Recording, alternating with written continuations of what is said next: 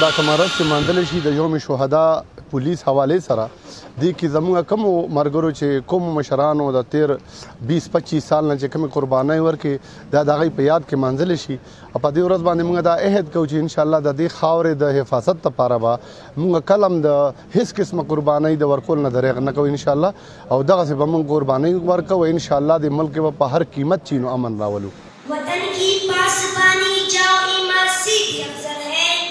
وطن کی پاسبانی جاؤ ایمان سیدھی افضل ہے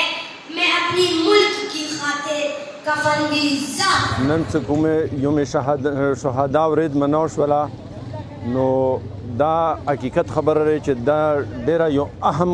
ورځ دی زموږ دپاره ځکه چې زموږ د وطن د قربانۍ دپاره دغه خلکو قربانیانې ورکړي دي او خپل ځان چې کوم دی په دې باندې قربان کړی دی نو پکار دی چې دغو سره حکومت هم دا اپیل کوو چې دغو سره بھرپور تعاون وکړي او خاص کر کې دغو طرح پنشن بندوبست وکړي ځکه چې دغو ماشومان بچي پاتې دي او هغو هېڅ اسره نشته که حکومت ورته پنشن ورنه کړي نو هغه به ډېر په خوارو زارو کې وي او ډېر په تکلیف کې وي پکار دی چې د کوم شهیدان دي چې دغو طرح حکومت د پنشن بندوبست وکړي